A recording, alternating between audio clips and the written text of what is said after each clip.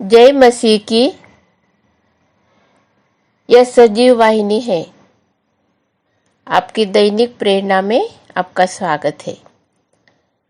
आज का विषय है धन्यवाद का गीत। परमेश्वर को हम धन्यवाद देते हैं और उसका गीत गाते हैं। धन्यवाद के गीत हम गाते हैं।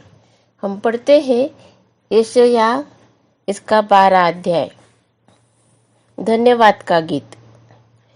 उस दिन तू कहेगा, हे यहोवा, मैं तेरा धन्यवाद करता हूँ, क्योंकि यद्यपि तू मुझ पर क्रोधित हुआ था, परंतु अब तेरा क्रोध शांत हुआ और तूने मुझे शांति दी है। परमेश्वर मेरा उद्धार है। मैं भरोसा रखूंगा और न थरथराऊंगा, क्योंकि प्रभु यहोवा मेरा बल और मेरे भजन का विषय है और वह मेरा उद्धार करता हो गया है। तुम आनंद पूर्वक उद्धार के सोते से जल भरोगे। उस दिन तुम कहोगे, यहोवा की स्तुति करो, उससे प्रार्थना करो, सब जातियों में उसके बड़े कामों का प्रचार करो और कहो कि उसका नाम महान है। यहोवा का भजन गाओ, क्योंकि उसने प्रतापमय काम किए हैं। इसे सारी पृथ्वी पर प्रकट करो। हे सियोन में बसने वाली, तू जय जयकार कर और ऊंचे स्वर से गा, क्योंकि इज़राइल का पवित्र तुझ में महान है। हालेलुया, स्तुति धन्यवाद। हम लोग परमेश्वर का धन्यवाद करते, इसलिए हम उसको धन्यवाद का गीत गाते हैं, क्योंकि उसने हमें शांति दी है। हमें शांति की और हमें हमारे आत्मा को स्थिर करने की बहुत हम लोगों को जरूरत है। हमें शांति बने रहना, ये बहुत हमें जरूरत है। हमारा संबंध जो है परमेश्वर के साथ में बिल्कुल राइट रहना चाहिए, सही रहना चाहिए। और हमारे घर परिवार, हमारे रिश्तेदार, जिन लोगों से भी हमारा व्यवहार होता है, बातचीत होती है, सब लोगों के साथ में हमारा संबंध शांति का रहना चाहिए। परमेश्वर के साथ और सबके साथ में शांति का संबंध रहना चाहिए। और हमारे अपने हृदय के साथ में, हमारे विचारों के साथ में, हमारे जीवन जो हमने बिताया है, वो सब उसके साथ में भी हमारा जो संबंध है, हमें अपने अंदर शांति चाहिए।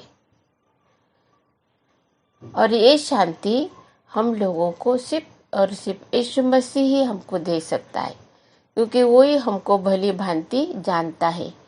वो मनुष्य के अंदर क्या है वो जानता है। इसलिए हमको शांति देने वाला परमेश्वर है, जो शांति का राजकुमार है, शांति का जो उत्पन्न करता है। हम उसके पास में हम लोग आते हैं। जितनों ने प्रभु यीशु मसीह को ग्रहण किया है, उसने उनको शांति का वरदान दे दिया है। आइए हम हमारे प्रभु यीशु मसीह को हम धन्यवाद देते हैं कि आज का दिन उसने हमें दिया है, आज की नई सुबह उसने हमें दी है। हम उसका धन्यवाद करते हैं। प्रतिदिन का बोझ वो हमारा उठाता है, इसलिए हम धन्यवाद देते हैं। हम लोग पढ़ते हैं भजन संहिता 37 और 39 वचन। धर्मियों की मुक्ति यहोवा की ओर से होती है, संकट के समय वह उनका दृढ़ गढ़ है। धर्मियों की मुक्ति, ये जो मुक्ति जो है हर एक मनुष्य की जरूरत है। और हमें उसका जब हमें मुक्ति मिलती है तब हमको उसका एहसास होता है, क्योंकि वो जो बोझ है हमारे दिल पर रहता है कि हम लोग परमेश्वर के सामने हम लोग पापी हैं और हम दोषी हैं। हमको दोष देने का जो आत्मा है वो नित्य हमें परमेश्वर से दूर रखता है। और यहाँ पर हम लोग देखते हैं कि धर्मियों की मुक्ति यहोवा की ओर से होती है। क्या हमारी मुक्ति हुई है क्या यहोवा की ओर से? आज हमें वो मुक्ति को प्राप्त कर लेना है। और हम देखते हैं संकट के समय वह उनका दृढ़ गढ़ है। संकट के समय एक समय रहता है, और मतलब जब हम हमारा सब कुछ अच्छा है, कोई संकट नहीं है, खुशी मना रहे, हम लोग आनंद मना रहे और हमारे सब कुछ मन के जैसा हो रहा है, तो हमें कोई संकट नहीं है। और वो संकट के अगर संकट नहीं है हमको, तो हमको परमेश्वर की ज़्यादा मतलब याद भी आती नहीं, और ज़रूरत हमें ऐसा लगता हमें नहीं है ज़रूरत अभी परमेश्वर की। क्योंकि जब हम संकट में रहते हैं, जिस समय हम संकट में रहते हैं, संकट के समय वह उनका दृढ़ गढ़ है। परमेश्वर संकट में भी हमारे साथ में है, वो हमारा दृढ़ गढ़ है। और जब हमारे ऊपर संकट नहीं है फिर भी वो हमारा दृढ़ गढ़ है, और वो दृढ़ गढ़ है हमारा, इसलिए हमारे ऊपर संकट नहीं है। और संकट में वो हमारा दृढ़ गढ़ है। ऐसा हमारा परमेश्वर पिता है। इसलिए आइए हम उसको धन्यवाद देते हैं और उसकी तारीफ करते हैं हम लोग, और उसके सारे आशीषों के लिए हम उसको धन्यवाद देते। यशायाह 12:2 में हमने पढ़ा है अभी, परमेश्वर मेरा उद्धार है, मैं भरोसा रखूंगा और न थरथराऊंगा, क्योंकि प्रभु यहोवा मेरा बल और मेरे भजन का विषय है, और वह मेरा उद्धारकर्ता हो गया है। आज हमें उद्धारकर्ता परमेश्वर की जरूरत है, हर एक को जरूरत है, और वो हमें मिल गया है। जब हमने यीशु मसीह पर विश्वास करा, उसके वचनों पर विश्वास करा है, प्रभु यीशु मसीह मेरे लिए दुनिया में आया है, हमने विश्वास करा, हमें उद्धार मिला है, उद्धारकर्ता हमें मिला है। और जो उद्धार हमारा जो करने वाला है उसके हाथ में है। हम लोगों को उसके ऊपर पूरी आशा है, हमें उस पर पूर्णता से भरोसा है कि वो हमारा पूरा उद्धार करके हमें अपने स्वर्ग के राज्य में अनंत काल के जीवन में वो हमको बिठाने वाला है। वहाँ पर हमें लेना है, लेने के लिए वो आने वाला है। हम धन्यवाद देते हैं प्रभु यीशु तेरे सारे आशीषों के लिए। अब हम लोग वचन को पढ़ते हैं। यशायाह 25:9 वचन में लिखा है, उस समय यह कहा जाएगा, देखो हमारा परमेश्वर यही है, हम इसी की बाट जोहते आए हैं कि वह हमारा उद्धार करे। यहोवा यही है, हम उसकी बाट जोहते आए हैं, हम उससे उद्धार पाकर मगन और आनंदित होंगे। ये प्रभु यीशु मसीह के बारे में लिखा हुआ है, क्योंकि सब लोग एक मसीहा की राह देख रहे थे, मसीहा की राह ताक रहे थे वो लोग, और एक उद्धारकर्ता जो है परमेश्वर उसकी राह देख रहे थे, लेकिन वो दूसरे स्वरूप में उसको देखना चाह रहे थे। वो जो बहुत पावरफुल रहते हैं, जो बहुत लड़ाई करते हैं, उनके पास साथ में सब कुछ रहता है, और वो राजाओं के साथ में लड़ाई करते हैं ऐसे, और फिर अपने लोगों को छुड़ाते हैं ऐसे वाला। लेकिन ये जो है ये राजा, ये प्रभुओं का प्रभु, ये कैसा है? ये बिल्कुल सौम्य है। ये बहुत ही मतलब बहुत अच्छा है, शांति का राजा है। और हर एक चीज उसके पास में न्याय न्याय करने वाला वो परमेश्वर है। उसके साथ में हम लोग, परमेश्वर के साथ में हम लोग उस संगति में रहकर, यीशु के संगति में रहकर हम लोग परमेश्वर पिता के पास में जा सकते हैं। और हमें इसकी आशा है कि हम एक दिन हमारे प्रभु यीशु मसीह के साथ में जाएंगे। एक दिन वो हमें लेने के लिए आने वाला है। हमें उसकी घटिका मालूम नहीं है, हमें उसका दिन और उस कब आने वाला है हमें कुछ नहीं मालूम है। और सिर्फ परमेश्वर पिता को मालूम है वो कब आने वाला है। लेकिन हमें तैयार रहने का है, वो आने तक हमें विश्वास योग्य रहने का है। और वो हमें इस विश्वास योग्य रहने के लिए परमेश्वर पिता हमको मदद करता है। हम लोग देखते हैं यिर्मयाह 3:23 वचन में, निश्चय पहाड़ों और पहाड़ियों पर का कोलाहल व्यर्थ ही है, इज़राइल का उद्धार निश्चय हमारे परमेश्वर यहोवा ही के द्वारा है। अब ये जो वचन है, यहाँ पर एक शब्द है कि पहाड़ियों पर का कोलाहल। क्या चीज है ये पहाड़ियों के ऊपर का कोलाहल?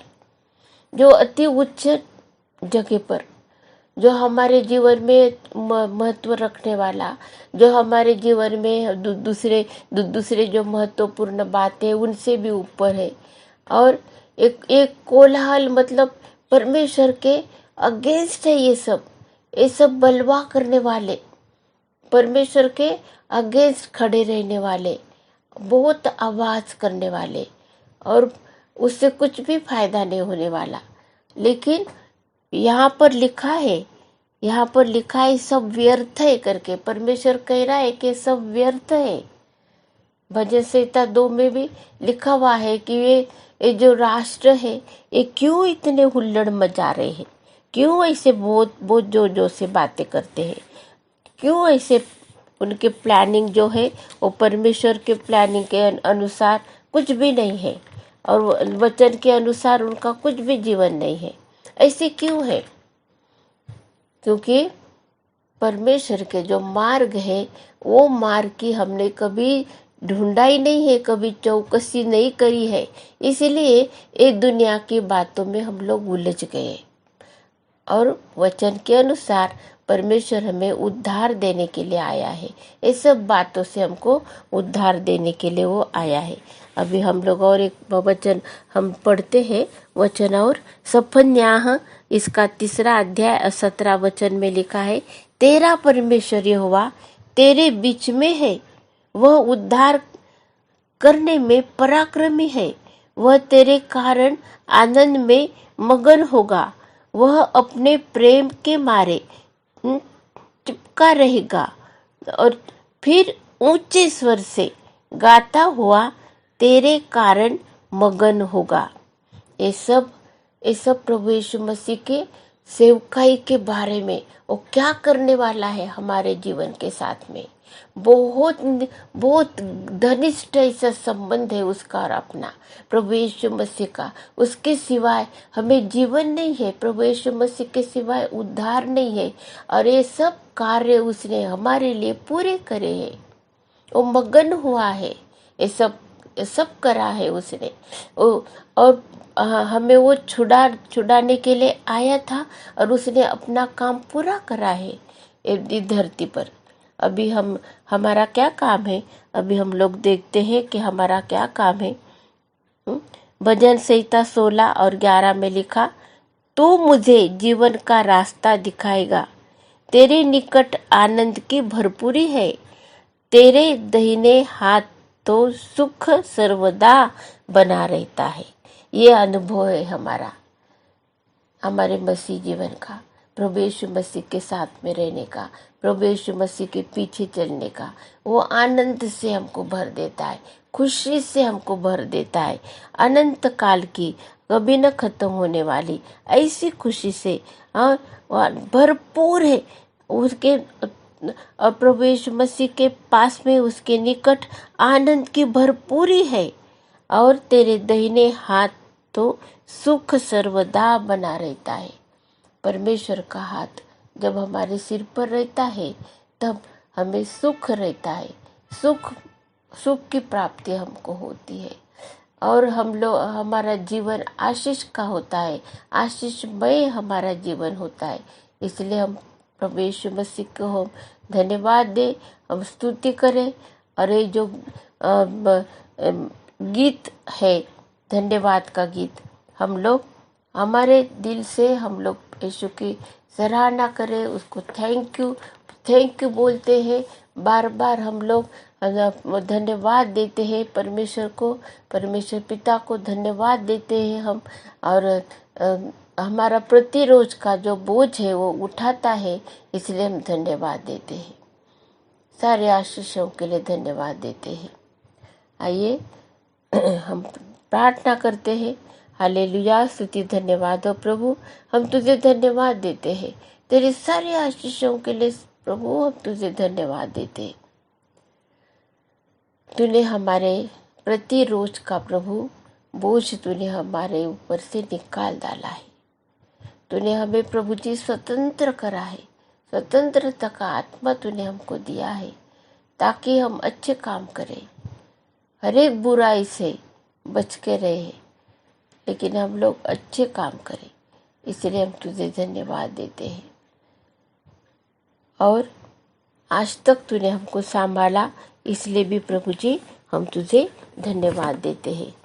तेरी स्तुति, तेरी प्रशंसा करने के लिए तूने हमको प्रभु जी मदद करी है, अभी तक मदद करी है, और हम तुझे धन्यवाद देते हैं। परमेश्वर पिता का जो प्रेम है मनुष्य के ऊपर, वो प्रेम तूने प्रकट करा है। जब हम यीशु मसीह की तरफ देखते हैं, उसके प्रेम को देखते हैं, वो पिता का प्रेम है। क्योंकि पिता ने इतना प्रेम करा हमसे कि अपने एकलौते पुत्र को हमारे लिए दे दिया है। हम धन्यवाद देते हैं प्रभु इन सारी आशीषों के लिए। यीशु की शांति आपके और मेरे दिल में राज्य करे। अब प्रभु यीशु मसीह का अनुग्रह और परमेश्वर का प्रेम और पवित्र आत्मा की सहभागिता तुम सब के साथ और समस्त विश्व में विश्वासियों के साथ होती रहे। आमीन।